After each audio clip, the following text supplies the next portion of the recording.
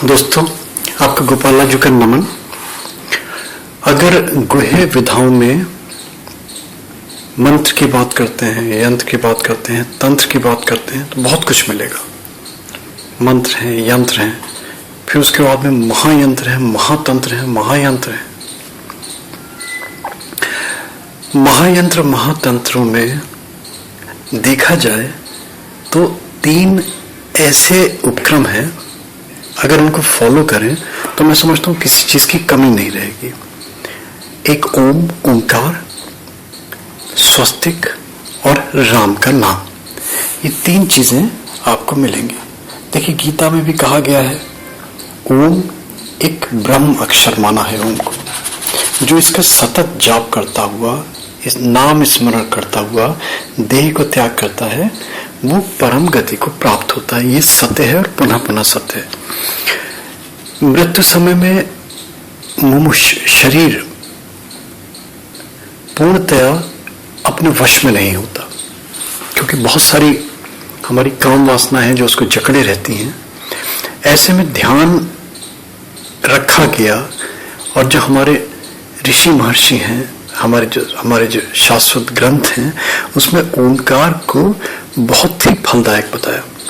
कहा गया उसमें कि इन बंधनों से मुक्ति के लिए राम का नाम और ओंकार का नाम सर्वोपरि है, इसको विशेष महत्व दिया गया। क्या होता है कि ओंकार का नाम कर जप के, इसका नाद करके प्राण को ऊर्ध्व गति मिल जाती है।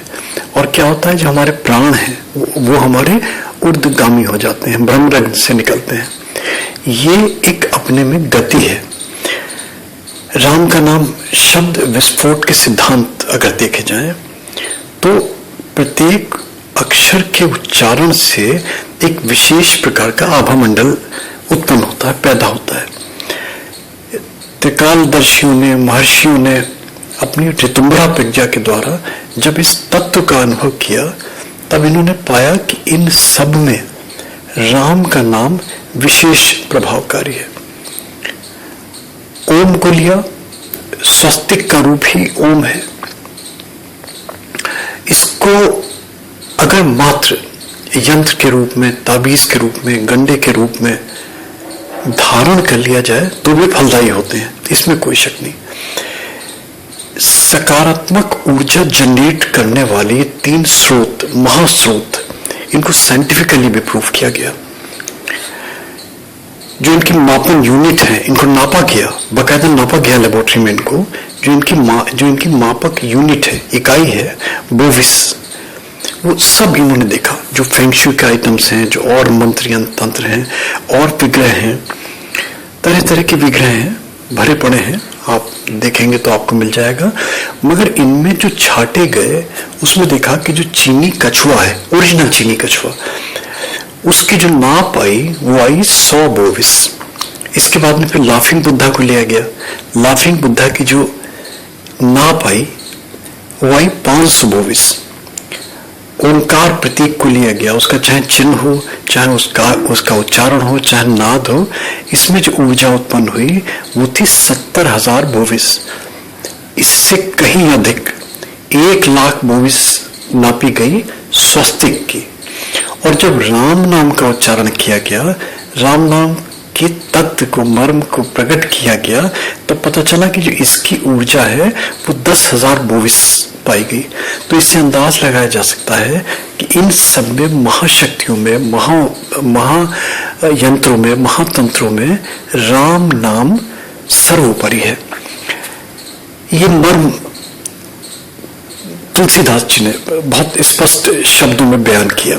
रामचरितमानस में जो जाते हैं, मानस साहित्य में जो जाते हैं, भरा पड़ा है राम का नाम। तारक मंत्र का विशेष रूप से महत्व मिलता है।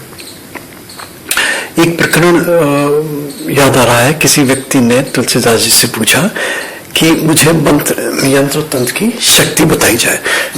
तो तुलसीदास जी तो अपने स्वभाव से बोले कि तुम्हें मैं मंत्र, यंत्र, तंत्र बताऊं, केवल यही जानना चाहते हो, या तुम मंत्र का और तंत्र का और यंत्र का सार जानना चाहते हो, इसका मर्म जानना चाहते हो? देखो, अगर तुम्हें ये चीजें मंत्र यंत्र तंत्र में जानना है तो वो केवल एक बार काम करेगा, और अगर तुम उसका मर्म में जाते हो, उसके तत्व में जाते हो, तो तुम्हारे सारे जीवन काम आएगा। वो आदमी समझदार था, बोले महाराज जी मुझे तो आप इसका तत्व ज्ञान ही दीजिए। तो तत्व ज्ञान में क्या लिखा है तुलसीदास जी ने? तुलसी मीठे वचन से सुख उपजत चहु ओर, वशीकरण एक मंत्र है, तजदे वचन कठोर। और आगे उन्होंने कहा, जो गुरु चरण रेणु सिर धरहि, ते नर सकल वैभव बस करहि।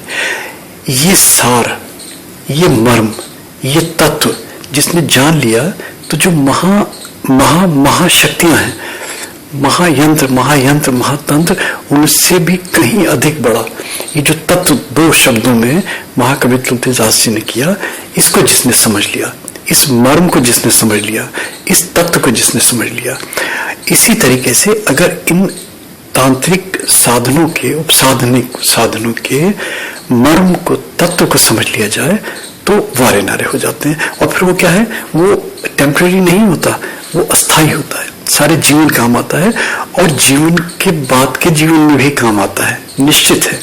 इसलिए एक संत ने बड़े अच्छे शब्दों में कहा, ये सब सत है, सारा इसमें निचोड़ है, एक्सट्रैक्ट है इसके अंदर।